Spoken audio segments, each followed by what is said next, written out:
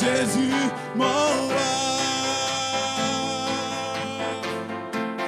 Jésus, mon roi. Jésus, mon roi. Reçois l'anneau. Oui, tu es le roi du gloire, du gloire. Notre victoire, notre victoire. Oh, oh, oh, vigne-tu. Reçois l'adoration. Reçois l'anneau. Oui, tu es le roi. Oh, oh, oh, oh. Notre victoire, notre victoire. Oh, oh. Vigne-tu.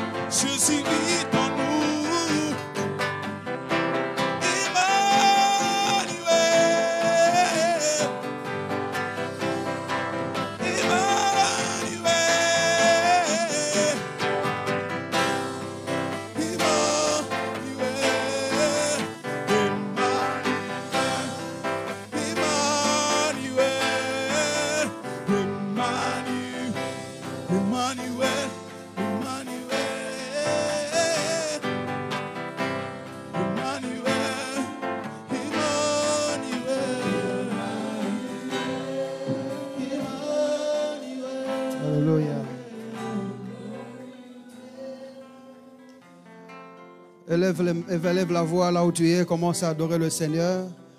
Il mérite la gloire et l'exaltation. Nous sommes tous debout comme un corps, on adore le Seigneur. Il était Emmanuel au milieu de nous. Maintenant, il est Emmanuel en nous. Il règne dans nos cœurs. Il règne dans nos vies.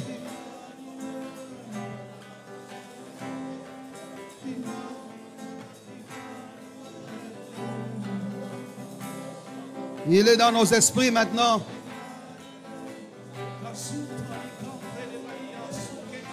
Il est Emmanuel, notre Dieu.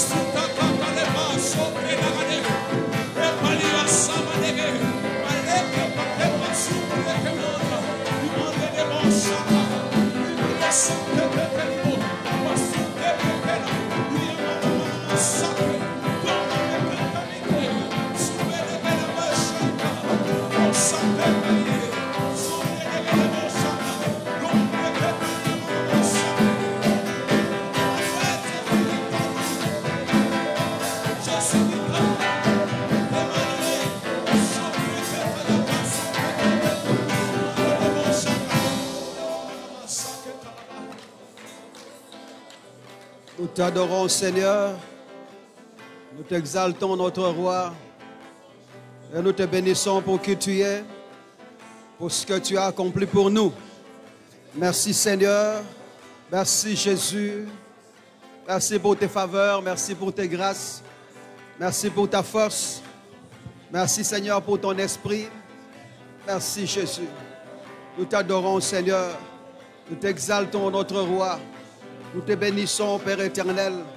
Sois exalté, sois loué Jésus. Alléluia. Alléluia. Gloire à toi Jésus. Gloire à toi Seigneur. Gloire à toi notre Père. Gloire à toi notre roi. Gloire à toi Jésus. Il est présent, il est présent, il est là. Il est là. Commence à prier en esprit si tu peux. Juste 2 minutes. Debrabash kebropala brota prapash kabasapata brede secher. Imande proska prapale rezevosh kababalakete. Ndabalakete babalakete rakapata proche prapala rese. Imande prapele arakash kabropalia bota brasabayakata. Alléluia. Alléluia. Alléluia. Merci Seigneur. Merci à notre roi. Merci à notre Dieu. Nous te bénissons Seigneur. Nous t'adorons Jésus. J'aimerais prier pour mes frères et sœurs qui sont en route. Et nous qui sommes déjà en ces lieux Seigneur. Pendant que tu nous unis par ta parole Jésus et pour ta parole, nous aimerons que tu ouvres nos esprits, que tu ouvres nos cœurs, que tu ouvres nos âmes. Laisse que cette compréhension soit établie en nous afin qu'elle nous fasse parvenir à être fondés dans la parole de la foi. Seigneur, nous savons que chaque jour, nous posons une brique sur une autre. Et ce qui est sûr, c'est que nous ne sommes pas ce que nous étions hier. Tu nous amènes, Seigneur, dans cet accomplissement, au Père de gloire, de cette perfection qui est en toi. Chaque jour, nous nous perfectionnons, Seigneur, à ton image. Et chaque jour, nous devenons plus de toi. C'est comme ça, Seigneur, je te bénis et je t'adore. Je bénis les temps qui vont suivre, Seigneur. Laisse que tes faveurs et tes grâces soient avec nous, Jésus. Merci pour ta parole aussi. Nous nous abandonnons à ton esprit, Seigneur. Que ton esprit nous dise ce qu'il veut que ton peuple entende. Que chaque mot et chaque phrase, Seigneur, puisse trouver place dans le cœur de mon frère et de ma soeur. Une chose est certaine, Seigneur, par ta parole, nous sommes plus que vainqueurs. Nous gagnons toujours et nous réussissons toujours. Et quel que soit ce que mon frère et ma soeur traversent en ce moment, nous savons qu'à la fin de tout ça, c'est lui qui gagne encore. Merci Jésus. Merci Seigneur. Te bénissons, Père de gloire, pour tout ce que tu es et tout ce que tu as accompli. Que quelqu'un m'aide à faire cette déclaration avant d'entrer dans la parole de Dieu ce matin. Père, je te suis reconnaissant de ce que tu m'as jugé digne de me confier ta parole. Je suis né par ta parole. Je vis par ta parole. Au-dessus des circonstances et de toute autre situation. Je sais, Seigneur, que je gagne toujours. Je réussis toujours. Et je prospère toujours. Selon ce que dit ta parole. Dans le nom puissant de Jésus. Est-ce qu'on peut acclamer ce roi des rois, pousser des cris de joie et manifester la joie du Seigneur? Acclame-le, pousse des cris de joie. Il est Seigneur et il le mérite. Veuillez vous asseoir. Et pendant ce temps, si vous avez une place devant vous, veuillez bien l'occuper. Comme nous avons changé les heures de culte, il est possible que mon frère arrive après et qu'il lui trouve une place. Nous sommes en train de parler de... Bonjour à tous. Voilà, nous sommes en train de parler de phronesis et la prière. Et ce sujet, il est en train d'être phronétisable parce que chaque jour, ça nous amène dans de nouvelles choses. Et moi-même qui suis là en train de préparer ce sermon jour après jour ou jour et nuit, je sens comment est-ce que le Seigneur nous aime beaucoup. Et je suis très reconnaissant aussi à vous tous qui vous donnez la peine d'être là chaque matin, le dimanche et chaque soir. Et je crois que c'est pour les bonnes choses que le Seigneur nous rassemble. Avant que je commence le culte, quelqu'un m'a fait un signalement qu'une de mes vidéos est tombée sur le site d'une secte auquel j'aimerais faire attention. Parce que ces gens-là, quand vous les suivez, vous pensez que c'est une église de Dieu. Ça s'appelle l'église du Dieu Tout-Puissant. Vous avez déjà entendu parler de ça? C'est une église qui est née en Chine, où on dit que Jésus est revenu dans le corps d'une femme. Ces gens-là croient que Dieu, dans l'Ancien Testament, s'est appelé Éternel. Et maintenant, Il s'appelle Dieu Tout-Puissant. Il s'est appelé Jésus du temps de la grâce. Et maintenant qu'il a sauvé les gens, aujourd'hui il s'appelle Dieu Tout-Puissant. Ils ont aussi leur Bible, mais ils commencent d'abord par cette Bible ici. Je ne suis pas en train de faire une mauvaise publicité sur ça, mais j'aimerais quand même vous dire que c'est une secte. Donc même si vous voyez ma vidéo dessus, ça ne veut pas dire que je suis de leur secte. Eux, ils commencent toujours comme ça. Quand ils trouvent qu'il y a un mouvement chrétien comme ça, il y a un pasteur qui prêche quand même les choses correctes, ils les mettent sur leur site. Par après, les gens qui vont commenter sur cette vidéo-là, on commence à vous draguer, on vous envoie, on vous propose des cours bibliques. Si vous voulez prêcher bien comme ces pasteurs, nous avons des cours bibliques comme ça. C'est une secte. Et je ne les connais pas, je n'ai rien à faire avec eux. Ce n'est pas parce que vous avez vu ma tête là-bas, je ne suis pas seul. Il y a beaucoup de pasteurs qui sont là. Donc n'allez pas dire que notre pasteur a déjà dévié. Donc ce n'est pas moi. Ils ont pris comme tout le monde prend des vidéos, mais je ne les connais pas. Je sais que c'est une secte qui est née en Chine. Au moins les Chinois ont une réponse aussi. C'est une secte qui est née en Chine par une femme là qui s'est dit être révélée par Dieu. Donc je tenais à dire ça avant de commencer mon sermon aujourd'hui. C'est clair jusque-là? N'allez même pas vérifier. Hein? N'allez même pas vérifier. Parce que je sais que le cerveau humain a tendance à accepter ce qui est négativement proposé. Le cerveau humain a un penchant pour accepter ce qui est négativement proposé. C'est comme ça qu'on demande à tout le monde, si tu veux faire des injonctions, ne donne pas des injonctions négativement, parce que c'est ce que le cerveau de l'autre qui va percevoir va faire. Il faut plutôt lui proposer autre chose, une alternative plus positive. Par exemple, il ne faut pas demander à ton enfant de manger par terre. Dis-lui plutôt, va sur la table. Ne lui dis pas, ne mange pas par terre. Dis-lui, va sur la table. Vous voyez qu'il prenne ce qui est positif et non l'interdiction de ne pas manger par terre. Ça va jusque-là? Parce que le cerveau humain a tendance à faire ça. C'est comme ça que la loi de Moïse n'a pas pu réussir. Parce que la loi de Moïse proposait plus ce qui était négatif. Et vous avez compris que plus on propose ce qui est négatif, plus le cœur de l'homme a tendance à pencher à cela. Parce que c'est la proposition qui attire. Mais nous, nous sommes bénis de Dieu parce que la Bible dit ce sont les bontés de Dieu qui nous poussent à la repentance. C'est-à-dire que Dieu a voulu qu'en Christ nous ramener à lui. Même si les phrases sont négativement ou positivement proposées, une chose est certaine, nous sommes là où Dieu voulait que nous soyons. Ça va jusque-là? Donc, ayant dit ça, je peux entrer dans la parole de Dieu aujourd'hui. Nous sommes en train de parler de phronesis et la prière. On va y aller lentement aujourd'hui. Je vais peut-être toucher 2-3 sujets selon que le Saint-Esprit le veut. Nous avons dit que phronesis, c'est la compréhension active qui pose des actes et qui nous cause à le faire tout en suggérant des lignes d'action en Christ. Nous avons souligné que les lignes d'action suggérées doivent être en Christ ou de Christ. En dehors de ça, toute forme de suggestion que tu auras, et si tu fonctionnes dans une sagesse où les suggestions ne sont pas de Christ ou en Christ, tu peux être intelligent, mais tout ce que tu auras, c'est la sagesse humaine. Toute sagesse qui ne tire pas sa force, ses élocutions, ses pensées dans la sagesse de Christ ou dans des choses que Dieu a fait pour nous en Christ, c'est la sagesse humaine tout simplement. Et je vous ai dit jeudi que l'homme dans toute sa puissance de sagesse, aussi longtemps qu'il n'a pas reçu Jésus-Christ, ne peut pas dépasser Sophia. Sophia, c'est la grande dimension de sagesse qu'une personne ne peut avoir. Il peut interpréter les rêves, interpréter les énigmes, mais il ne pourra pas parvenir à la sagesse qui lui cause à faire les choses, parce que cette sagesse-là n'est possible que si la source ou le dicté de l'action provient du Saint-Esprit. C'est comme ça que l'homme animal ne peut pas parvenir à phronesis. Vous avez vu même Salomon. Je vous ai dit ce que Salomon a eu. Quand vous étudiez bien la Bible, vous comprenez que Salomon n'a pas eu phronesis. Quoique quelque part on mentionne phronesis, mais dans l'étude approfondie, vous découvrez que ce qu'il a eu, c'est le sunesis le plus accentué. Le plus haut degré de sunesis. Il pouvait analyser et séparer les gens, essayer de trancher les problèmes, essayer de ranger bien les problèmes. Il avait un esprit critique très avancé.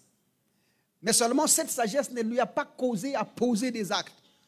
Parce qu'une personne naturelle ne peut pas avoir une telle sagesse. Il faut être né de nouveau pour recevoir la sagesse, parce que cette sagesse-là, c'est une personne. C'est la personne de Jésus-Christ lui-même. Toi, tu peux fonctionner dans phronesis. Pourquoi? Parce que phronesis, c'est Jésus lui-même. Et quand vous lisez la Bible dans Proverbe chapitre 8, je pense, vous comprenez, tout le Proverbe chapitre 8 parle de ces phronesis-là, qui étaient là depuis le commencement.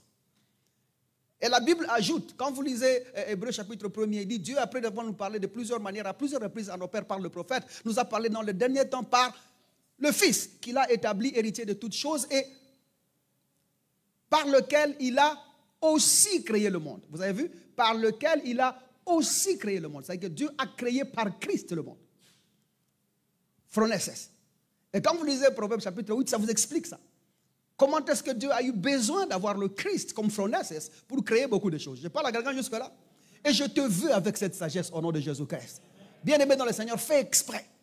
Je répète tout le jour. J'ai dit quoi? Fais exprès. Aide-moi à dire fais exprès. Fais exprès. Aide-moi à dire à ton voisin, fais exprès mon frère. Réveille-toi le matin avec une décision d'être conduit par phronesis. Et je vous ai dit, comme signe, tu verras que, première des choses, tu auras même la paresse de sortir. Parce qu'il y aura une redéfinition de ta journée. Dieu va commencer à redéfinir ta journée afin de te causer à ne être que là où tu es glorifié. À ne être que là où tu es respecté. À ne faire que des choses qui donnent gloire au Seigneur. Quelqu'un me comprend jusque-là? Parce que tu ne peux pas véhiculer Dieu et l'amener à un endroit où on ne l'honore pas. On ne le respecte pas. Non, Dieu doit être respectable. La Bible dit tout genou fléchit aux mentions de son nom. C'est ça, non? Les suggestions doivent être de Christ ou en Christ. Sinon, tu fonctionnes dans la sagesse des hommes. Et c'est comme ça que nous avons aussi dit que cette sagesse, elle nous permet à comprendre les choses qui sont en Christ ou les réalités des choses qui sont dans la vie en Jésus-Christ. Et nous avons insisté en disant que tout ce qui est mal compris, c'est vivra nécessairement mal. Si tu ne comprends pas les choses bien, quel que soit ce qu'on dit, tu vivras mal. Matthieu chapitre 13 nous dit clairement, lorsque Jésus parle du parabole des semeurs, là, c'est ça? Tout ce que Jésus voulait dire là-bas, c'est la compréhension. Tu comprends bien, tu vis.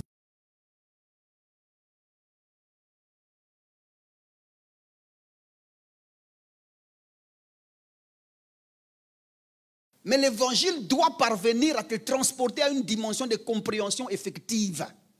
Parce qu'il n'y a pas d'action dans l'information, il n'y a pas d'action dans la connaissance, il n'y a d'action que dans la compréhension. Et c'est comme ça qu'aujourd'hui, j'ai même dit l'autre fois, pourquoi les chrétiens ne prêchent pas? Parce qu'ils ne comprennent pas comment prêcher. Pourquoi les chrétiens ne prophétisent pas bien? Parce qu'ils ne comprennent pas la prophétie. Pourquoi les chrétiens n'évangélisent pas? Parce qu'ils ne comprennent pas l'évangélisation. Ceux qui font des grands pas actifs sont ceux qui sont parvenus à la compréhension que dicte le Saint-Esprit. Et si tu te soumets à ça, je te dis la vérité, tu vas avancer au nom de Jésus-Christ. La Bible dit les esprits des prophètes sont soumis aux prophètes. L'esprit qui te fait prophète là demande et réclame soumission. Ton esprit, tes pensées, ton intelligence, ton processus de raisonnement doit fléchir au dicté du Saint-Esprit. Laisse que le Saint-Esprit prenne l'ascendant sur tes pensées et sur ton processus de raisonnement. Et c'est comme ça que tu vas réussir dans cette vie. Je parle à quelqu'un jusque-là. Moi, je te vois avancer au nom de Jésus-Christ. Moi, je te vois réussir au nom de Jésus-Christ. Et je te vois prospérer au nom de Jésus-Christ. Pas en achetant des véhicules seulement. Ça, ce sont des choses que tu as déjà. Hein, c'est ça, non? Parce que si je te dis tu vas prospérer, puis toi tu dis amen, tu penses aux véhicules. Et ceux qui ont déjà des véhicules vont dire quoi?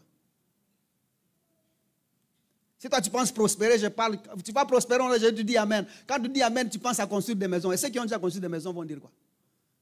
Moi, je te parle de prospérer dans la parole de Dieu. Parce que quand tu lis Jean 3, là, Jean 3, hein, quand Jean écrit à Gaius, il dit, je veux que tu prospères comme prospère l'état de ton âme. Il ne parle pas de la prospérité matérielle ni financière. Allez lire le verset qui suit. Il dit, je suis dans la joie lorsqu'on me dit que mes fils sont en train de grandir dans la vérité ou faire des progrès dans la parole de la vérité.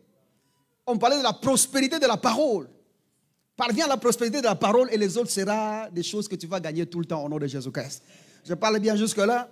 Ça va. Maintenant, nous avons dit que cette compréhension-là, elle nous permet à nous établir dans la réalité de vie en Christ.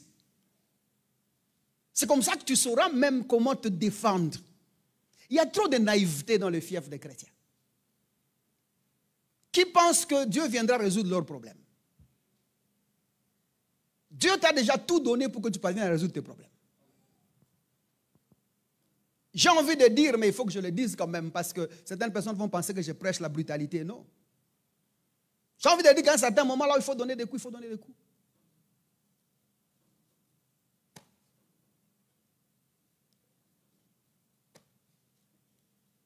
Il ne faut pas dire nous attendons Jésus. Il est déjà en toi. Il ne faut pas être là comme naïf, tu es là, tu dis non, comme ce qu'on nous enseignait quand nous étions petits, non, quand tu reçois Jésus-Christ comme Seigneur et Sauveur, tu vois, tu deviens les torchons des autres. C'est ça. C'est ça.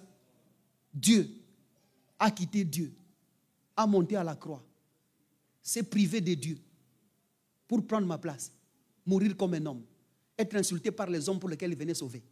être enterré dans un cercueil à la mesure d'un homme. Y convenir. Accepter de mourir 3 jours et 3 nuits. Pas faire semblant de la mort. Hein? Accepter. Et puis là même à sa sortie, là, on refuse qu'il sorte. Même lui, on le résiste de sortir. La mort le résiste de sortir. Allez lire les prophéties. Hein? La prophétie dit, au portail, ouvrez-vous, linteau, relevez-vous, car le roi, le Seigneur de gloire veut faire son entrée dans la vie. Et on pose la question, qui est ce fils, qui est ce roi qui veut faire l'entrée? Il est l'éternel Dieu, fort au combat. Après avoir vaincu la mort, le péché et tout ça, la porte lui était fermée avant de sortir. Il a fallu une déclaration puissante pour qu'il sorte. Dieu privé même de l'entrée dans sa propre vie. Et puis toi, tu viens me dire que je suis le torchon de quelqu'un. Essaye. Essaye. Oh non, on est là. La Bible dit, quand on vous donne une joue, donnez aussi l'autre. Il va te cogner 2 fois. Papa. Et puis il t'arrache ce que tu as. Puis tu restes là. Dieu lui-même sait. Qui me dit qu'il ne sait pas? Qui a dit qu'il ne sait pas? Les Juifs. Israël est en guerre maintenant, vous savez. Ils ont fait réunion de prière. Ah? Il faut réunion de prière.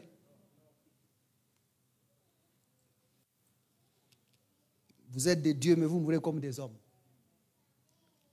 Cagène. Bon, j'ai dit ça pour enlever la naïveté. C'est-à-dire que là où il faut être actif, sois aussi actif. Je ne dis pas soyez rebelle. Tu risques de te fâcher et puis tu dis, oh non, c'est fini. Moi, je vais rejoindre les autres. Non, non, non. Ce n'est pas ce que je te dis. Je ne te dis pas ça. J'espère que vous avez compris ce que j'ai dit. Ne comprenez pas ce que je n'ai pas dit. Parce qu'il y a un agent de l'ANR là derrière. Ça va jusque-là?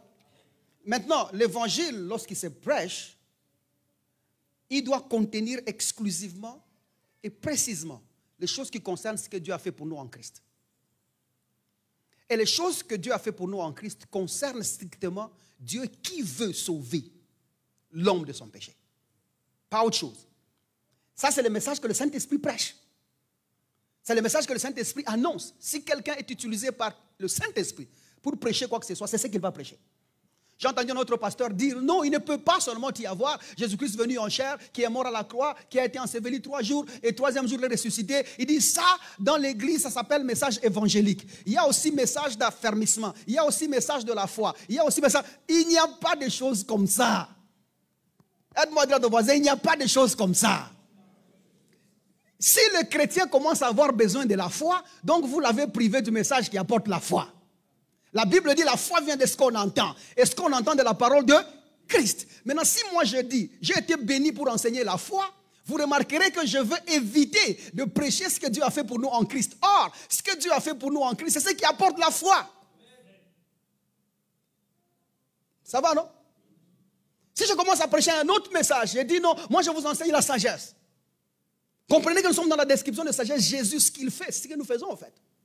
Mais si je commence à vous emmener sagesse, formule, sagesse, façon de vivre, sagesse, je fuis la vraie sagesse. Est-ce comme ça que vous remarquerez qu'en Maître Church, nous n'avons pas de culte des mamans? Nous n'avons pas de culte des jeunes. Parce que nous croyons que le même évangile que nous prêchons, qui change les adultes, doit être en mesure de changer les enfants, doit être en mesure de changer les jeunes, doit être en mesure de changer les mamans. Si nous mettons les mamans à côté, ça veut dire que la dose de l'évangile que nous donnons sur cet altar n'est pas en mesure de changer la femme de quelqu'un. Il faut qu'on la mette à côté pour l'enseigner autrement. Si cette femme ne peut pas fléchir à l'évangile que nous prêchons, c'est une mauvaise femme tout simplement. Il faut qu'elle reçoive Jésus-Christ. Vrai ou faux? Si ton enfant, toi tu es jeune, tu dis nous avons besoin des enseignements des jeunes. Quel enseignement des jeunes? Quel est le problème que les vieillards ont que les jeunes n'ont pas? Quel est le problème que les jeunes... Tu veux me dire... J'ai croisé un papa derrière moi, 64 ans, il n'a jamais été marié de sa vie. Il n'a jamais engrossé l'enfant de quelqu'un. Tout ce qui le préoccupe depuis ces vingtaines d'années, il veut aller en Europe. Et il continue à y croire.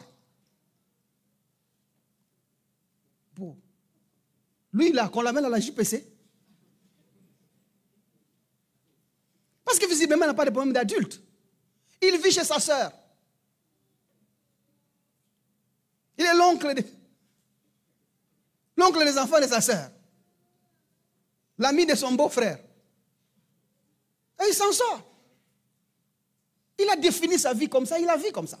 Cet homme a besoin de l'évangile que nous prêchons, qui doit être en mesure. Papa, l'évangile ne peut pas être racial, ne peut pas être d'âge, ne peut pas être de distinction, ne peut pas être de pays, ne peut pas être d'origine. L'évangile doit produire le même résultat chez un Kandembo qu'il produit chez un gaillard qui parle Wolof au Sénégal. Même évangile. S'il y a un évangile de Kandembo au Congo qui est différent de ceux qui parlent Wolof au Sénégal, ce n'est plus l'évangile. Parce que c'est une dose unique pour le monde entier sans distinction de race, de tribus ni d'origine. De la même manière, il ne faut pas qu'il y ait un évangile des enfants, un évangile des adultes, un évangile des grands. Non, non. J'étais dans un pays où j'étais en train de faire mon stage. Nous arrivons dans le culte, j'ai trouvé, on nous a mis à cause des enfants qui dérangent dans les cultes. Il y avait des cultes des enfants. Mais j'ai eu la chance d'aller, la bénédiction d'aller entrer là où on encadrait les enfants un peu plus âgés, 8 ans, 13 ans. J'arrive dans là-bas, j'ai entendu, le moniteur prêche la même chose que nous prêchons. Il leur parle du même Jésus qui est venu mourir pour les gens. Le même message pour ces enfants-là. Et lorsqu'on a commencé à prier, j'ai entendu les enfants prier en esprit. Les enfants parlaient en langue, les enfants annonçaient des visions. Parce qu'il n'y a pas un évangile d'enfants, un évangile d'adultes. Si l'évangile commence à être divisé ou structuré, ce n'est plus l'évangile. C'est une dose unique pour tout le monde. Car Dieu a tant aimé le monde qu'il a... Le Fils a été donné au monde. Et aussi longtemps que tu es dans le monde, la dose c'est celle-là. Quelqu'un me comprend jusque-là? C'est comme ça que certains prédicateurs d'Afrique ici ne peuvent pas prêcher aux États-Unis. Ils ne peuvent pas. Parce qu'ici, je peux encore dire, Dieu peut faire en sorte que tu trouves l'argent miraculeusement et que tu achètes une voiture, que tu construises une maison. Je te dis, le miracle existe encore.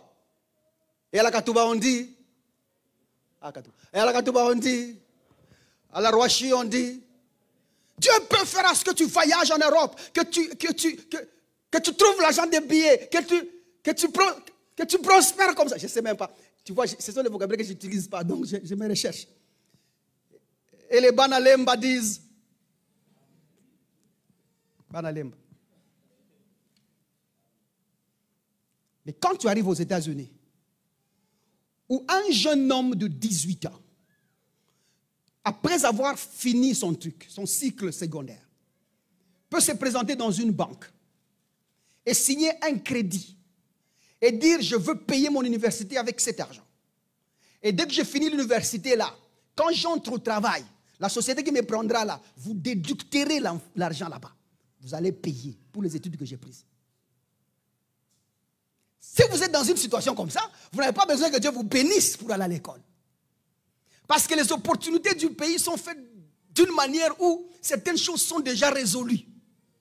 Certaines prédications que nous avons en Afrique ici sont encouragées par les conditions de vie pauvres de l'Afrique.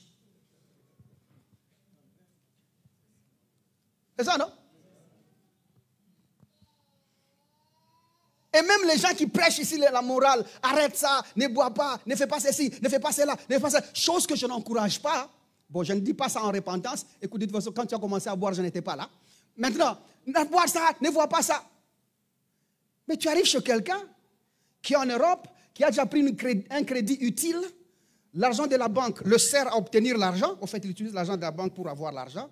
Et puis l'argent là qu'il utilise de la banque paye la dette de la banque et puis se retrouve au-dessus. Vous comprenez? Et puis à la fin de la journée, il prend son cognac, un verre, il dort. Vous allez lui dire qu'il a un esprit d'ivrognerie. Même la qualité des esprits qui vous souffrent en Afrique sont des esprits qui sont dictés par les conditions africaines. Ailleurs, ils sont étonnés du genre d'esprit là. Même eux-mêmes, quand tu cites le nom d'un esprit, ils disent celui-ci aussi existe. C'est comme l'autre là qui m'appelle la nuit là. Papa, priez un peu pour moi parce que je vois un esprit de césarienne. Le docteur a dit il veut opérer ma femme. Esprit de césarienne. Ça devient un esprit. Mais il y a une femme en France là, elle veut garder sa taille. Elle dit moi je n'accouche pas par voie basse. Faites-moi une chirurgie Et puis c'est tout. Je vais tolérer les douleurs quelques jours. Et puis ma plaie sera, je vais faire la gym. Mon ventre va rentrer plat. Je ne vais pas abîmer mon corps, tout ça là. Et puis peinard. Et là, ils sont en accord avec les esprits. Vous les esprits. Vous voyez les trucs que nous disons ici, c'est la compréhension active qui pose des actes. Quand tu commences à fonctionner dans ce processus de raisonnement, même le diable a peur de t'approcher parce qu'il commence seulement, tu le verras, ça c'est le diable. Tu découvriras. Et j'ai pris que Dieu t'amène là-bas au nom de Jésus-Christ. Où tu comprends les choses correctement. Et ça va t'éviter de vivre dans les messages des espoirs, des faux espoirs. Où tu commences à dire les choses, non, Dieu va faire. Dieu va faire encore. Et quand il avait fait la première fois, pourquoi ça n'a pas fini? Hein? Si tu commences à dire Dieu va faire encore, donc il avait déjà fait. Donc la première fois là, c'était faible ou insuffisant? Dieu peut te remplir encore. Tu t'es dérempli toi-même ou il avait pris encore? Et nous sommes compliqués de vie comme ça. Et ce que moi je n'aime pas dans tout ça, ce sont les slogans de Dieu se souviendra de toi. Dieu va se souvenir. C'est un Dieu de souvenirs. Il n'oublie jamais. S'il n'oublie jamais, pourquoi faites-vous cette insistance-là qu'il va se souvenir? Parce que la Bible dit ne sommeille ni ne dort. En lui, il n'y a pas d'ombre de changement. Il ne change pas. Dieu n'a pas de mémoire pour oublier. Il n'a pas de mémoire pour être rappelé. Il y a des versets que nous ramassons dans la Bible comme ça, comme ce qui est en Ésaïe 43. Nous les ramassons comme ça, mais ce sont les impressions du prophète qui demandent d'être interprétées. Vous savez, je bénis le Seigneur pour la grâce qu'il nous a faite d'avoir la grâce d'interpréter les Écritures. Moi, je pense que s'il y a une prière que je peux faire pour un homme de Dieu, c'est que Dieu lui donne la grâce d'interpréter les Écritures. Parce que la mauvaise interprétation des Écritures, c'est ce qui nous a fait arriver là où nous sommes. Beaucoup de gens sont dans la confusion des textes parce qu'ils n'ont pas pu interpréter correctement. Moi, je pense que si Dieu t'a appelé pour que tu les serves, jour et nuit, avec tout ce que tu as, prie que Dieu te donne les facultés d'interpréter les Écritures. Pas seulement de les lire, pas seulement de les comprendre, mais les facultés de les comprendre contexte par contexte, mot par mot, que même une virgule parle. Moi-même, une virgule. Moi, je connais pourquoi est-ce que virgule existe, pourquoi est-ce que point-virgule existe. Vous savez. Vous ne faites pas attention, vous lisez seulement. Quand c'est point-virgule, ça signifie autre chose. Quand c'est virgule, ça signifie aussi.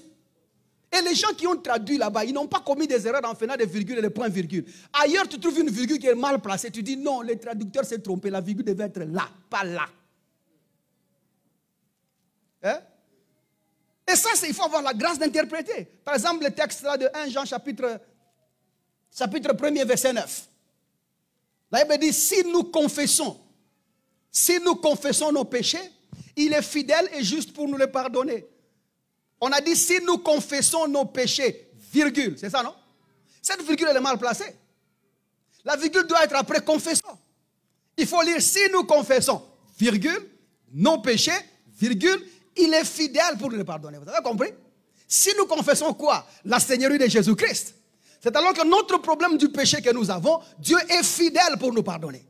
Parce que si Dieu nous pardonne autrement que par la foi en Jésus-Christ, il devient injuste. Je parle à quelqu'un jusque-là. Et ça sont des petites choses qu'il faut tenir et voir. Arrête de demander que Dieu se souvienne de toi. Parce qu'il n'oublie pas. Aide-moi à dire, il n'oublie pas. Et Dieu n'oublie même pas ton péché. Mais s'il commence à oublier ton péché, il va oublier que tu dois manger. En lui, il n'y a aucune mémoire défaillante.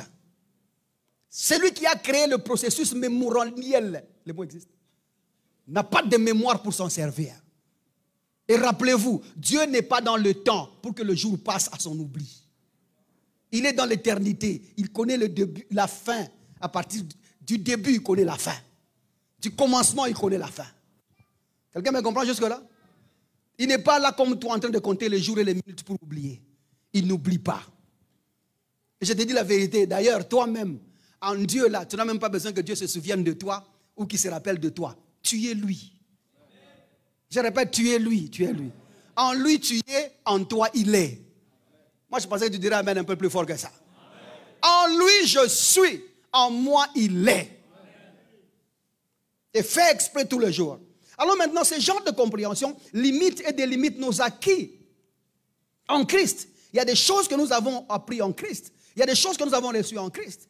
À un certain moment, tu peux même traverser les limites. Mais cette compréhension en Christ va te dire, non, non, non, rentre un peu, tu es allé si loin.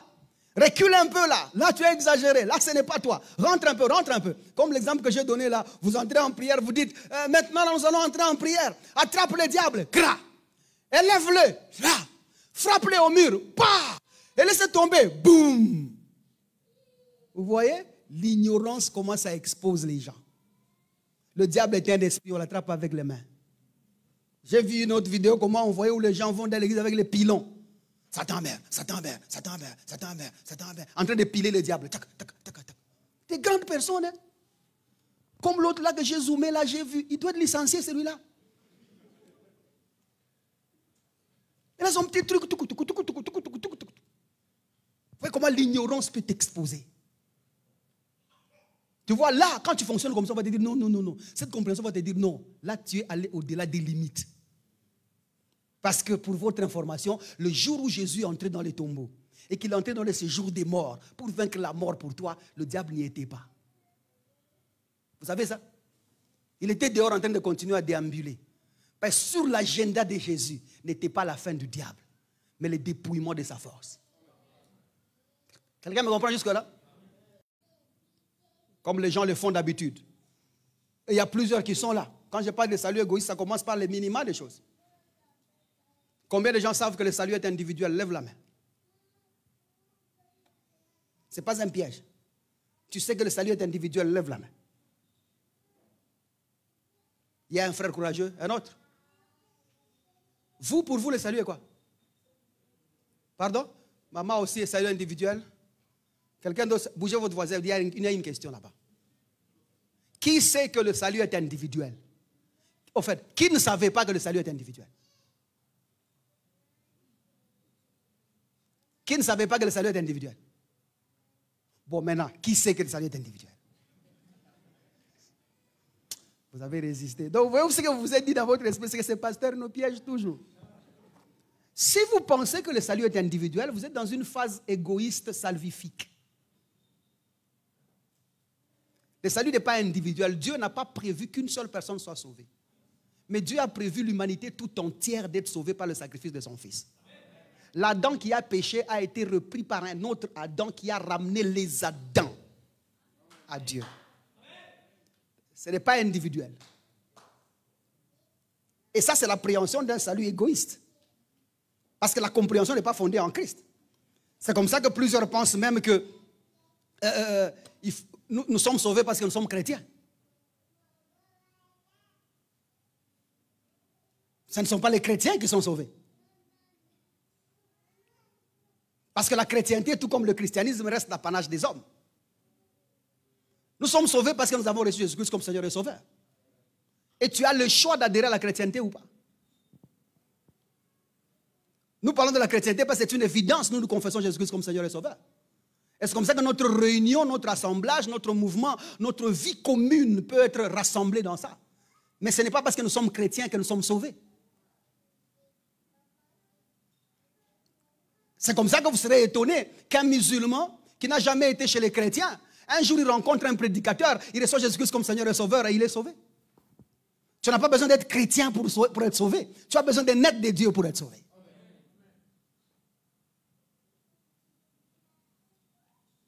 D'autres pensent même que ce sont les chrétiens seuls qui iront au ciel. Quitte dans ça. Quitte dans ça. Ce ne sont pas les chrétiens seuls qui iront au ciel. C'est seuls ceux qui ont reçu Jésus-Christ comme Seigneur et Sauveur qui iront au ciel. Et d'ailleurs, j'aime même mal parler, ma phrase elle est fausse. Mais j'ai dit ça pour ta compréhension. Les chrétiens ne sont pas en train d'aller au ciel. Nous n'avons pas cru au Seigneur Jésus-Christ pour aller au ciel. Il n'y a aucun verset qui dit que nous allons au ciel.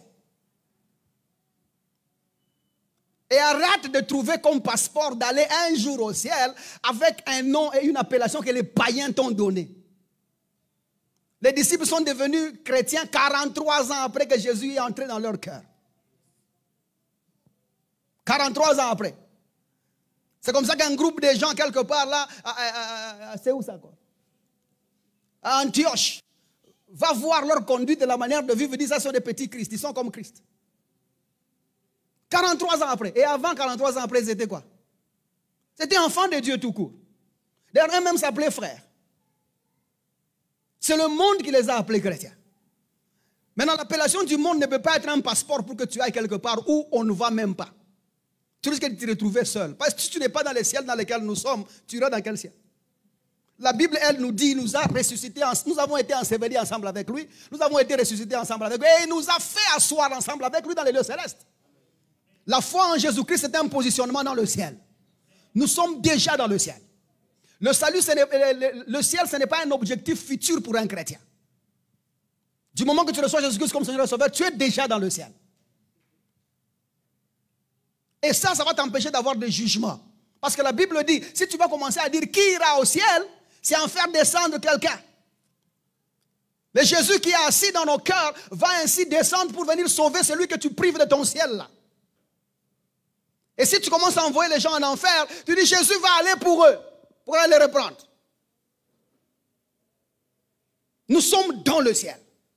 Disons quand même ça pour que quelqu'un ne voie pas que je suis en train de dire des choses. Éphésiens chapitre 2. Regardez le verset 5. Ou commençons à 4. Mais Dieu qui est riche en miséricorde. Hey! Moi, ce texte ici me fait du bien. Dieu qui est riche en miséricorde. Il n'est pas seulement miséricordieux, il est riche. Il a une richesse en ça. Et Dieu qui est riche en miséricorde. À cause du grand amour dont tu nous as aimés. À cause du grand amour dont tu nous as aimés. Qu'est-ce qu'il a fait? De nous qui étions morts par nos offenses. Nous a rendus à la vie, nous a rendus à la vie, nous a rendus à la vie avec Christ. Il nous a rendus à la vie, j'aime bien ça, rendus à la vie avec Christ. Il dit c'est par grâce que nous sommes, que vous êtes sauvés. C'est par grâce que vous êtes sauvés. Il dit il nous a ressuscités ensemble et nous a fait asseoir ensemble dans le lieu céleste en Jésus-Christ. C'est où le lieu céleste? Tout celui qui est en Jésus-Christ, il est dans le lieu céleste. Observez la suite. Afin de montrer dans le siècle à venir l'infinie richesse de sa grâce par sa bonté envers nous en Jésus-Christ. Ce qui voudrait dire que lorsque tu reçois Jésus-Christ comme Seigneur et Sauveur, Dieu ne te fait pas une promesse d'aller vers le ciel, mais au premier jour, il te redépose dans le ciel pour que quand tu croises les gens dans le futur qui recevront Jésus-Christ, que tu aies un mot à leur dire. Je suis déjà là. J'y habite déjà. J'y vis déjà. Le ciel, ce n'est pas l'objectif de la foi en Jésus-Christ. Le ciel, c'est l'acquis de l'acceptation. Ce n'est pas un projet. Ce n'est pas le but pour lequel nous sommes chrétiens. Nous ne sommes pas chrétiens pour aller au ciel. Nous sommes déjà dans le ciel. Et si toi tu voulais aller au ciel, c'est ton problème. C'est dans quel ciel tu veux aller? Nous ne sommes pas là-haut. C'est comme ça que parce que vous avez un autre ciel que le nôtre, comme l'autre pasteur là, il était même venu ici pour oindre les gens. Il a fait une gaffe dernièrement. Il dit tout haut que Dieu lui a montré le ciel, il lui a montré sa maison, il a aussi vu son véhicule, un Range Rover 2024. La question c'est, le prix du carburant au ciel c'est combien?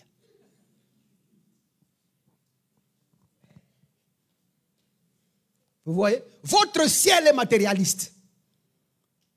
Votre ciel a des choses. Votre ciel a de la valeur et des distinctions. Comme l'autre qui dit, vous qui refusez de donner les offrandes aujourd'hui là. Et si quand nous arrivons au ciel, Dieu dit chacun va vivre de ses offrandes. Regardez-moi leur pensée. Pensée discriminatoire. Dans un ciel qui s'obtient par amour, il n'y a pas de discrimination.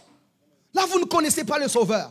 Il a payé de sa vie pour que le monde entier, sans le connaître, puisse y avoir accès. La Bible dit, lorsque nous étions encore des pécheurs, Christ est mort pour nous. Nous étions encore des pécheurs. Ailleurs, il dit, lorsque nous étions encore sans force, lorsque personne ne nous a même parlé de Jésus, il est mort pour nous. Lorsque nous n'avions même pas besoin d'être sauvés, il est mort pour nous. Nous ne savions même pas que le salut en Jésus-Christ existait. Il mourait pour nous. C'est comme ça que nous n'avons pas besoin de vivre par la foi. Nous sommes dans la foi de celui qui a cru en sa mort que nous serons sauvés avec lui. J'aime bien une chanson que les musiciens chantent ici, une interprétation de ces gens de Hillsong. Très beau texte. Il dit, il n'a pas voulu le ciel sans nous. Et alors Jésus, il est venu. Il dit la mort, j'aime bien la version anglaise, il dit, le péché a été grand, mais l'amour a été plus grand que le péché. Et Jésus nous a emmenés auprès du Père, sans que nous n'en faisions même pas cas. En fait, nous n'y pensions même pas. Allez lire Deutéronome chapitre 27. Imaginez vers la fin là-bas. On leur dit, tu es maudit quand tu fais ceci et cela. La Bible dit, et toute l'assemblée dit Amen. L'homme était parvenu à une dimension de conscience de l'enfer, une dimension de conscience de malédiction, il fallait qu'un sauveur se lève. Il était temps que Dieu trouve en lui-même le prix qui nous ramène à lui-même. Et Dieu, il a fait ça. C'est par grâce que nous sommes sauvés. Et Dieu nous a transportés dans ce ciel-là. Éphésiens chapitre 1er, le verset 1er. Le verset 3. Il dit, béni soit Dieu, le Père de notre Seigneur Jésus-Christ, qui nous a bénis de toutes sortes de bénédictions spirituelles dans les lieux célestes en Christ. Et les bénédictions spirituelles dans les lieux célestes en Christ, ils sont énumérés là. Ce ne sont pas des voitures. La liste est là, on peut vous la lire. Le verset 4, première bénédiction. En lui, Dieu nous a élus avant la fondation du monde pour que nous soyons saints et irrépréhensibles devant lui. Ça, c'est une bénédiction. Nous ayant prédestinés dans son amour à être ses enfants d'adoption par Jésus-Christ selon le bon plaisir de sa volonté, à la louange de la gloire de sa grâce qu'il nous a accordée en son bien-aimé. Ça, c'est une bénédiction. Une autre bénédiction, elle est là. Le verset 7. En lui, nous avons la rédemption par son sang, une bénédiction. La rémission des péchés selon la richesse de sa grâce, que Dieu nous a répandu abondamment sur nous, pour que toute espèce de sagesse et d'intelligence nous faisant connaître le mystère de sa volonté, selon le bienveillant dessein qu'il a formé en lui-même, avant, pour le mettre à exécution, lorsque le temps serait accompli, et de réunir toutes choses en Christ. Celles qui sont dans les cieux, celles qui sont sur la terre. C'est une bénédiction. Une autre au verset 11, une autre au verset 13, une autre au verset 14, une autre au chapitre 2. Ce sont les bénédictions spirituelles que nous avons reçues en Christ. Pas les voitures, pas les maisons. Je parle à quelqu'un jusque-là. Ce sont les grandes bénédictions qu'un homme ne peut pas donner. Si Dieu commence à rivaliser avec un homme pour faire don à un homme, donc ce Dieu-là est plus minime qu'un homme. Ce qui vient de Dieu doit être incommensurable, immesurable, incomparable, indisputable. Quand ça vient de Dieu, personne ne doit avoir la même chose. Personne ne doit être en mesure de donner la même chose. C'est comme ça qu'il faut qu'on parvienne à cette compréhension-là. Et ça, nous avons obtenu par la grâce. Et c'est comme ça que les choses que nous prêchons, ou encore cette compréhension nous permet encore de nous affermir dans des choses en Christ, pour une perspective commune. Et tout ceci s'obtient parce qu'elle nous diffuse la base, c'est qu'elle nous diffuse en vue de l'œuvre du ministère. Nous sommes dans la foi parce qu'on nous a annoncé ce que Dieu a fait pour nous en Christ. C'est ça notre perspective commune. Bouge ton voisin, dis-lui, écoute bien. Parce que les choses commencent ici. Nous sommes le produit de l'instruction que nous avons comprise. Quelle est l'instruction que nous avons comprise? Paul nous dit en 1 Corinthiens chapitre 15, on peut commencer là, à partir du verset 1er. Quelle est l'instruction que nous avons comprise? Il nous dit, je vous rappelle, frères, l'évangile que je vous ai annoncé, que vous avez reçu, dans lequel vous avez persévéré, et par lequel vous êtes sauvés. Si vous le retenez tel que je vous l'ai annoncé, autrement, vous auriez cru en vain.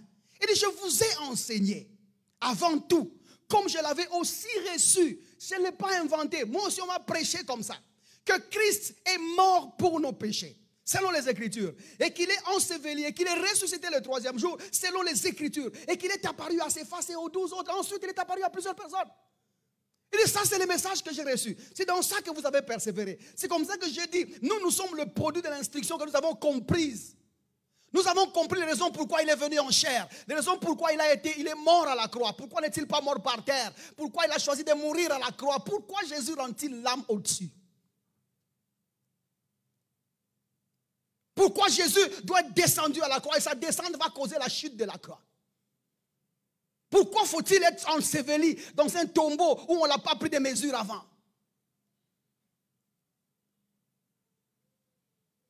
Ça sont des choses qui doivent relever des raisons pour lesquelles tu as cru en Jésus-Christ et des raisons qui nous font asseoir en Christ. Parce que quand tu connais certains détails, tu deviens un chrétien très fort. Un enfant de Dieu établi, statué et fondé. Et inébranlable parce que tu connais les bases qui font qui tu es. Et Paul ajoute dans le même chapitre qu'on a lu au verset 11, il dit que ça soit eux, que ça soit nous, voilà ce que nous prêchons et c'est en quoi vous avez cru. Tout le monde prêche la même chose. C'est ce qui établit notre foi, c'est ce qui établit notre doctrine. Nous avons appelé ça fondement, nous avons appelé ça notre doctrine, nous avons aussi appelé ça la parole de foi. Paul ailleurs l'appelle ça connaître ou savoir Jésus. Et c'est avec cette révélation-là de ce que Dieu a fait pour nous en Christ que nous pouvons vaincre l'adversité. Ça va jusque-là? C'est avec ça. C'est cette parole de foi-là. Celle qui nous a été apportée par la parole de Christ. Et celle que nous utilisons dans l'adversité. Le monde est plein d'adversité. Ceux qui gagnent sont ceux qui sont fondés en Jésus-Christ. Si tu n'es pas fondé en Jésus-Christ, le monde va se jouer de toi. Quelqu'un me comprend jusque-là? Je disais une fois là, il y a quand même longtemps, très longtemps même. J'ai dit, s'il faut que je jeûne et je prie, afin d'obtenir ce que les païens reçoivent sans prière et trouvent sans jeûne, ma foi a un sérieux problème. Vous avez compris? Parce que je commence à jeûner, moi, et prier pour que Dieu me donne l'argent. Pendant qu'il y a un monsieur là qui ne connaît même pas Dieu, qui trouve l'argent. Donc ce que moi j'appelle foi doctrine là, ma doctrine là, elle a des problèmes. Je crois dans des choses éphémères. Parce que si lui l'obtient, et que moi qui suis censé avoir Dieu, et qui crois dans ce que je crois, je n'obtiens pas, mais je demande à celui-là, il y a un sérieux problème. Et l'adversité te gagnera toujours. Bien-aimé dans le Seigneur, Metro Church, ce n'est pas Bethsaïda. Aide à dire à ton voisin, ce n'est pas Bethsaïda. Non, il dort, dis-lui bien. Ce n'est pas Bethsaïda. Vous connaissez Bethsaïda? Vous connaissez Bethsaïda? D'autres ne connaissent pas. Jean chapitre 5. Après cela, verset 1. Il y eut une fête de Juifs et Jésus monta à Jérusalem. Verset 2. Or, à Jérusalem, près de la porte des brebis, il y avait une piscine qui s'appelait en hébreu Bethsaïda. C'est ça, Bethsaïda. C'est ça que j'ai parlé. Il dit, et qui avait 5 portiques. Sous ces portiques étaient couchés en grand nombre. Pas un grand nombre, en grand nombre. On n'a pas pu compter le nombre. On les a assemblés dans un groupe. Étaient couchés en grand nombre des malades, des aveugles en grand nombre, des boiteux en grand nombre, des paralytiques en grand nombre, qui attendaient le mouvement de l'eau. Car un ange descendait de temps en temps dans la piscine et agitait d'eau. Et celui qui descendait le premier après que l'eau a été agitée était guéri, quelle que fût sa maladie. J'ai prêché ça moi aussi à un certain moment. Nous avons expliqué Bethsaïda. Le mot hébreu veut dire quoi? Nous avons expliqué pourquoi c'est une piscine. Nous avons parlé du sens des 5 portiques. Nous avons...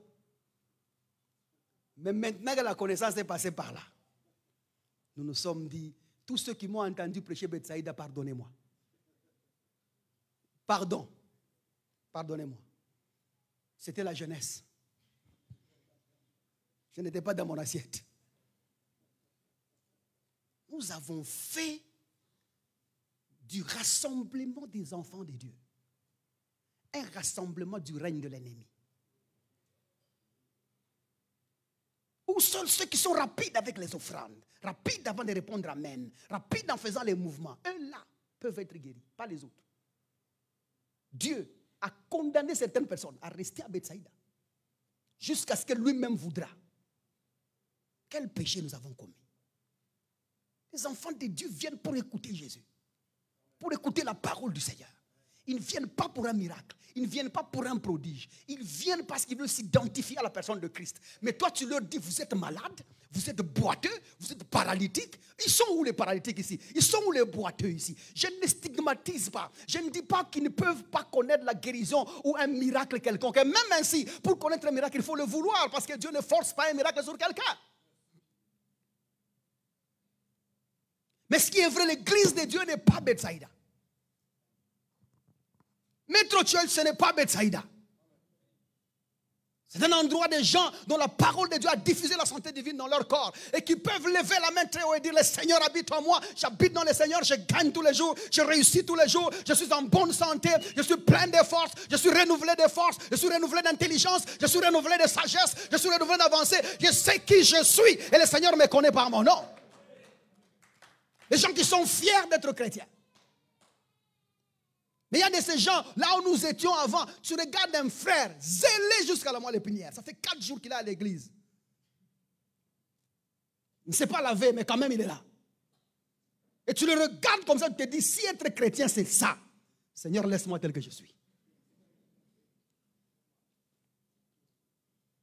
Pas ici. Pas ici. Nous avons portrait Christ, on dirait, il est dans le ministère de restauration des pauvres, des délaissés, des abandonnés. Nous n'avons même pas honte de l'appeler Dieu des orphelins. S'il est Dieu des orphelins, s'il est Père des orphelins, pourquoi veut-il encore être rappelé être Père des orphelins? Un orphelin qui trouve un père, est-il encore orphelin? D'autres ont même le courage de dire mari des veuves. Vous confondez Dieu avec Mahomet ou quoi? Le verset ne dit pas ça. Il dit protecteur des veuves. C'est ça, non? Pas mari de veuve. Avec toutes ces belles filles qui existent sur terre ici, que Dieu a épousé seulement la veuve. Mais vous avez confondu, vous avez cru que Dieu c'est Mahomet. Je vais vous dire la vérité. Que mon papa vous pardonne.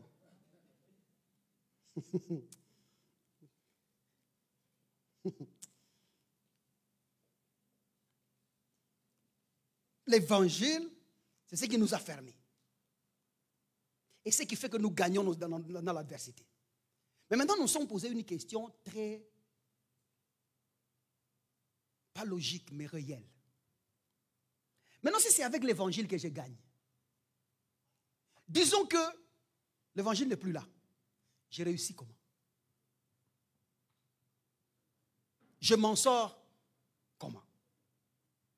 Tout ce que nous avons dit, si bien que nous allons revenir de temps en temps, ajouter 2-3 points parce qu'il y a beaucoup de choses à dire. Le but c'est là. Là, nous sommes en train de partir. Comment gagner dans l'adversité? Beaucoup de chrétiens se substituent à des hommes normaux. Quand les difficultés arrivent, ils sont en train de pleurnicher. Je vais vous donner des exemples ici. Un païen, malaria, tu le trouves le lendemain, c'est comment mon frère? Non, j'ai fait un peu de grippe. Et puis tout ça, bon, on m'a quand même perfusé hier, ça va. C'est ça, non? Va trouver un chrétien. Mon cher, comment ça va? Non. Toute la nuit, j'ai prié. J'ai senti comme si j'allais quitter mon corps. Je voyais des choses difficiles à dire. J'ai senti comme si mes yeux voulaient sortir. Mais la grâce de Dieu, ça revenait. J'entendais des voix. C'est la malaria. Tout simplement, c'est la malaria. Tout ce que tu décris, ce sont les symptômes de malaria. Pourquoi est-ce que pour toi, c'est un grand problème? Est-ce comme ça que Paul est en train de dire? Tous ceux qui ne discernent pas l'évangile, tous ceux qui ne sondent pas, qui ne scrutent pas ce que Dieu a fait pour nous en Christ. Il dit voilà pourquoi au milieu de vous, il y a beaucoup de malades, il y a beaucoup de faibles, et c'est comme ça que plusieurs sont morts.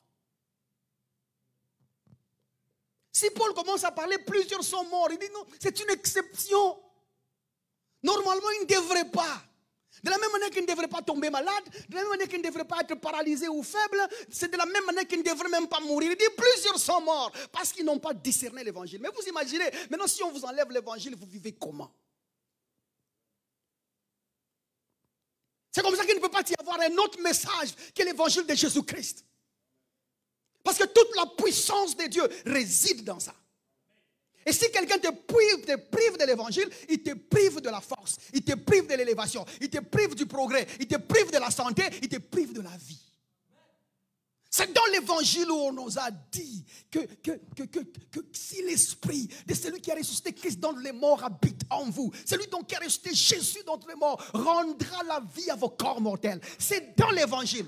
Ça s'est passé quand? C'est la résurrection de Jésus. Il ressuscite, il ouvre le tombeau, il rentre, il délie son propre corps qui est ton corps, qui est mon corps. L'esprit de Jésus de résurrection rentre dans le corps que tu es. Et se relève. Jésus est sorti avec son église ces jours-là. Maintenant, si je te prive de l'évangile, tu ne sauras pas que l'esprit de résurrection est rentré dans le corps mortel et a rendu la vie à ce corps mortel. Plein de force, plein d'énergie, plein de force, plein d'énergie. Même si le sang ne circulait plus, mais l'entrée de l'esprit a remis la vie dans ce corps-là. C'est comme ça que la vie de celui qui a cru en Jésus-Christ n'est plus dans le sang, mais dans son esprit. Mais si tu ne crois pas dans ça, tu vas mourir comme un homme. Tu vas souffrir comme un homme. Alors si on te prive de l'évangile, tu n'as sur rien tenir. Tu peux tenir sur rien. Il faut qu'il y ait l'évangile. Quand quelqu'un ouvre la Bible, dis-lui, montre-moi Jésus. Et ce qu'il a fait pour moi. Montre-moi Jésus. Et ce qu'il a fait pour moi. Ne me cite pas seulement Jésus. Montre-moi Jésus. Montre-moi Jésus. J'aimerais savoir ce qu'il a fait pour moi. Quel avantage j'y tire. C'est ça le miroir de ma personne. Vous savez qu'il y a certains verbes qu'un chrétien ne peut pas conjuguer. Échouer. Rater. Manquer. Un autre verbe que j'avais insisté dessus, perdre. Ce sont des verbes que tu ne peux pas conjuguer. Et la Bible même dit que celui qui habite la cité ne prononce plus un verbe tomber malade. La Bible dit que celui qui habite la cité ne dise je suis malade. Ce sont des verbes qu'un chrétien ne peut pas conjuguer. Ou un enfant de Dieu ne peut pas conjuguer. Qu'on ne dise pas chrétien parce que c'est compliqué. Un enfant de Dieu ne peut pas conjuguer. Bref, on dit un chrétien ne peut pas dire ce qui n'est pas. Même si tu sens que ton genou fait mal, tu ne dis rien. Tu continues à dire toi, tu obéis à l'obéissance de Christ. Jésus n'est pas mort pour rien. Tu t'arranges avant que je ne m'occupe de toi. Et tu seras toujours en bonne santé. Mais si tu commences, vous allez remarquer que tu auras des courbatures la veille et toute la nuit tu as des courbatures. Le jour qu'on te demande c'est quoi, tu dis je n'ai pas bien dormi. Tu as renié la protection de Jésus. Un. Deuxièmement, tu dis, on te pose la question c'est quoi? Tu dis je ne me sentais pas bien. Toi, tu dis tu ne te sentais pas bien. Comment est-ce que Jésus ne peut pas bien se sentir? Jésus. Zacharie chapitre 3 verset 12. Ce matin-là, Yahushua appela Thomas. Thomas, la potion que tu as prise chez ton papa, est-elle là encore? Thomas dit, maître, Judas l'a utilisé la veille. Et Jésus dit, que ferai-je de ma fièvre? Vous cherchez le verset? Il y a des courageux, ils cherchent. Maître Dieu, les disciples de Béré sont ici. Le verset n'existe pas. Parce que le Seigneur n'est jamais tombé malade. L'unique fois qu'il était malade, c'est à la croix. C'est ce que la prophétie nous dit. Parce qu'il portait ta maladie et ta souffrance. Et nous avons vu ça ici. La Bible dit ça. Le gars a vécu sans sentiment de maladie, sans sentiment de souffrance. Et nous parlons du Jésus non ressuscité. À combien plus forte raison? À combien plus forte raison? Ceux qui auront reçu le don de la grâce et de la justice, il ajoute, régneront-ils dans cette vie? Recevoir. Si tu as reçu ce que Dieu a fait pour toi en Christ, tu règnes dans cette vie. Et tu gagnes bien. Maintenant, si on t'enlève l'évangile, tu vivras comment? C'est comme ça que Psaume chapitre 11, verset 3. Le verset existe, cherchez-le. Celui-là, il est vrai. Il faut que je fixe. Lorsque les fondements sont renversés, il ne dit pas que fera le juste. Il dit le juste, lui. Que fera-t-il? David a pitié du juste. Si on renverse le fondement c'est quoi? Jésus venu en chair, mort à la croix, enseveli 3 jours et 3 nuits, ressuscite. Il sort du tombeau, il est glorifié. Maintenant, si on renverse ça, le juste, lui, qui dépend complètement de ça, qui vit de ça, qui est en bonne santé à cause de ça, qui s'en sort dans sa petite vie à cause de ça, que fera-t-il? La réponse est simple, vous l'avez tué. Vous êtes des mauvais, vous l'avez tué. Parce que toute sa vie, c'est ça. Quelqu'un me comprend? Quand nous insistons, vous ne me répondez pas, quelqu'un me comprend? Quand nous insistons sur l'évangile, c'est à cause de ça. Et la faiblesse de l'église de Christ aujourd'hui se réside là. Nous avons fait plaisir aux gens et refusons d'être ministres de Christ. Parce que nous avons voulu faire des choses comme les autres et priver les gens du message essentiel. Il y a l'un de mes fils ici qui me disait, il a rencontré un pasteur, il dit, vous seulement Jésus, Jésus, Jésus. Vous seulement la grâce, la grâce, la grâce. Vous seulement Jésus, Jésus. Et c'est ce que nous faisons. Nous parlons de l'incubation, de la joie, de la profonde, les mots manquent, de source même, des fondements, de l'essence qui compose le dire des gens.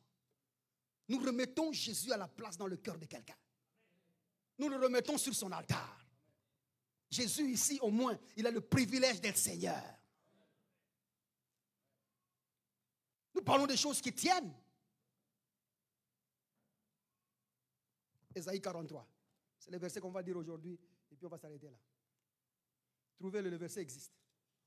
43, verset 27. Ça va jusque-là? Ça va jusque-là? Il nous reste 5 minutes. Et on part maintenant.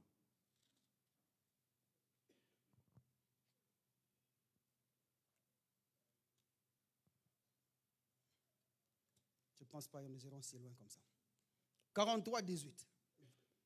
Allons, non. J'ai dit 28, hein? J'ai dit combien? 27. Allons à 27. Au fait, j'aimerais qu'on prenne 26 pour prendre un peu le contexte un tout petit peu.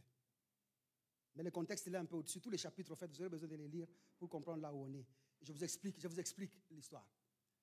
Dieu est en train, le prophète, au fait, est en train d'annoncer au peuple que Dieu est en train de faire une chose nouvelle. Et que cette chose nouvelle-là, Dieu l'a faite, non point sur le point de départ, mais Dieu l'a faite sur le point d'arrivée. En fait, il parlait de notre salut. Ça va?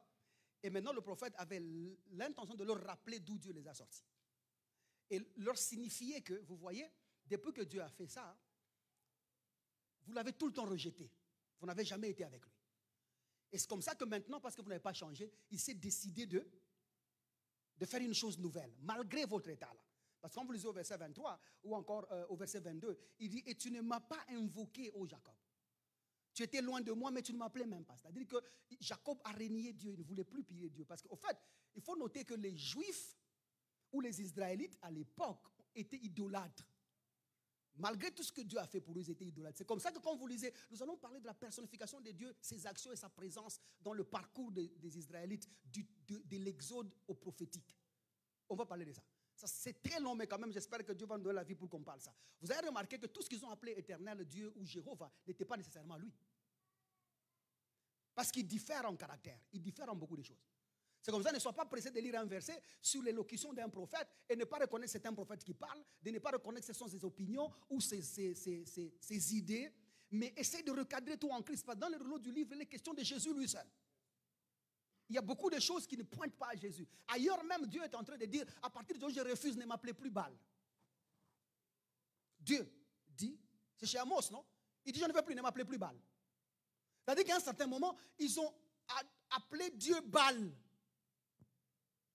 Et c'est comme ça que même quand vous voyez l'époque d'Élie, hein, quand on arrête les autres prophètes, on les met de l'autre côté, ces prophètes-là s'habillent comme Élie, vivent comme Élie. Ce sont ses masters, en fait. Ce sont ses collègues. Mais pas seulement Élie découvre que non, tu vois, on est dans la confusion, moi je me retire. Il devient, c'est comme ça qu'il se plaint même, il dit, tous t'ont déjà abandonné, il n'y a que moi seul. Et Dieu lui répond quoi? Je me suis réservé d'autres, 7000, qui n'ont jamais posé. Parce qu'Élie pensait qu'il était seul. Le fait d'avoir quitté ces petits groupes-là, il était avec eux. Même du temps, je crois que c'est lui qu'on a, le roi qui a tué les prophètes là, qui a demandé. Non, c'est le même le temps d'Akab là. Il dit tuer les autres. Ils étaient ensemble dans le groupe. Et tous croyaient que celui qu'on appelait Baal, c'était Jéhovah. Donc toutes ces choses, il faut réanalyser et revoir un jour. Et il faut qu'on réétudie ça pour qu'on se stabilise et pour qu'on voit. Maintenant, regardez. Il dit, car tu t'es lassé de moi, ô Israël. Ça, c'est le verset 22. Dieu dit, tu ne m'invoquais pas parce que tu t'es lassé de moi. Regardez le verset 23. Tu ne m'as pas offert des brebis en holocauste. Ils offraient, pensant qu'ils offraient à Dieu. Mais Dieu dit, moi je ne vous ai pas demandé. Ce n'est pas à moi que vous avez offert. Il dit, et tu ne m'as pas honoré par tes sacrifices. Tu pensais m'honorer, mais ce n'était pas à moi. Il dit, je n'étais point tourmenté par tes offrandes. Ah ben, laissez-moi, je ne peux pas passer ça sans rien dire. Dieu dit, je ne t'ai pas tourmenté par des offrandes. Mais regarde comment on nous tourmente. Regardez comment on nous tourmente, même vous-même. L'offrande de rachat, l'offrande de relèvement, l'offrande de stabilité, l'offrande d'enlèvement, l'offrande de... Ah! Mais lui dit, je ne t'ai pas tourmenté. Alors la question c'est qui nous a tourmentés? C'est ça, non? Si Dieu ne prenait pas les offrandes, qui les prenait? Si Dieu, il dit, on n'honorait pas, qui recevait l'honneur? Ça, c'est des bonnes questions. Et je n'étais point fatigué pour l'encens. Maintenant, les parfums qu'on offrait là, qui les prenait? Verset 24. Tu n'as pas appris d'argent, acheter pour moi des aromates. Et pourtant, j'ai donné. Vous n'avez pas donné. Répondez-moi, vous n'aviez pas donné dans le passé. Qui prenait? Et tu ne m'as pas rassasié de la graisse de tes sacrifices. N'avons-nous pas rappelé à Dieu le jour qu'on a offert? Le jour que tu as donné ton salaire, n'as-tu pas appelé ça le jour de l'alliance?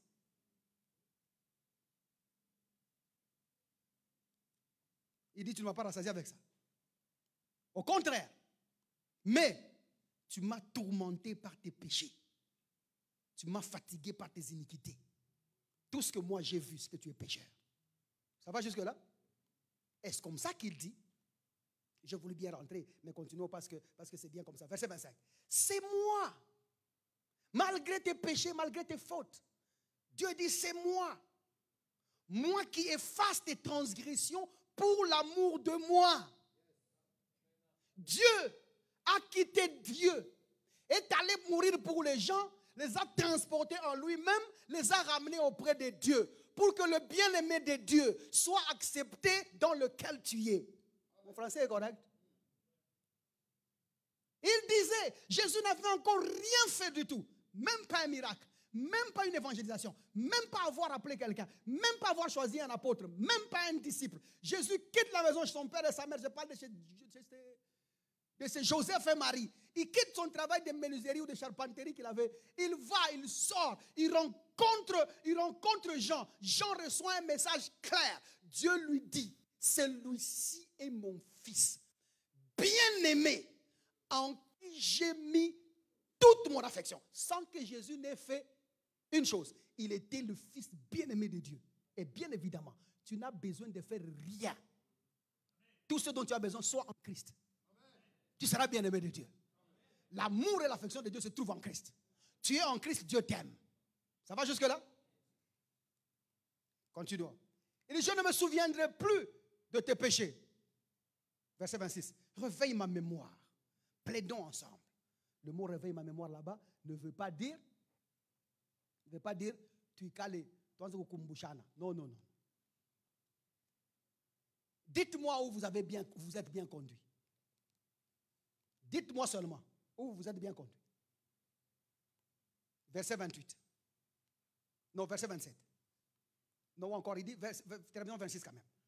Parle toi-même pour te justifier. En fait, ce que Dieu veut dire, c'est que dans tout ce que je viens de dire, où est-ce que je me suis trompé? Verset 26. Verset 27. Ton premier père a péché. De quel père parlons-nous ici? Adam. Et puis il ajoute, et tes interprètes se sont rebellés contre moi. Vous avez vu le problème des hommes? Depuis le commencement, il dit, ton premier père a fait quoi? A péché. Et tes interprètes se sont rebellés contre moi. Le mot interprète là-bas, c'est le mot hébreu Lutz. L-U-W-T-S. Qui veut tout simplement dire messager, intercesseur ou interprète. Et il dit, se sont rebellés de moi, pacha. Ça voudrait dire transgressés contre moi. Ça veut aussi dire, se sont détachés de moi. Ils se sont révoltés de moi. Ils se sont rebellés de moi. Votre père a péché. Depuis longtemps, j'offre le message du salut. Je veux vous sauver. Mais sauf vos interprètes qui se sont rebellés de moi. Maintenant, si les interprètes se rebellent, lui là, c'est lui qui veut être justifié par Dieu. Il va le parvenir comment? Il va y arriver comment? Or, il n'y a qu'un seul message qui sauve, c'est le message de Jésus-Christ. Si on n'annonce pas Jésus-Christ correctement, les gens seront sauvés comment? Ils apprendront du pardon de Dieu comment? Ils arrêteront d'offrir pour le péché comment? Il faut que Jésus soit prêché, parce que si on renverse l'évangile, si on renverse le fondement, le juste, lui, il vivra, le diable va se moquer de nous. Cette démarche que nous avons jusqu'ici, j'ai dit on va essayer de décrire ces gens qui ont renversé l'évangile, qui ont tourmenté l'évangile. On va essayer d'aller étape par étape et de voir dans quel domaine ils travaillent pour que tu puisses les identifier et fonctionner correctement au nom de Jésus-Christ. Si tu m'as compris, on acclame le Seigneur. Je ne sais pas déborder mon temps.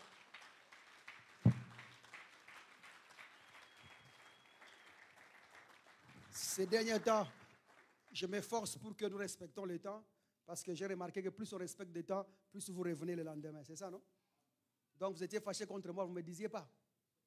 À un certain moment, on a le souci de si ce que Dieu a mis en nous, c'était transmissible par vomissement, je vomirai.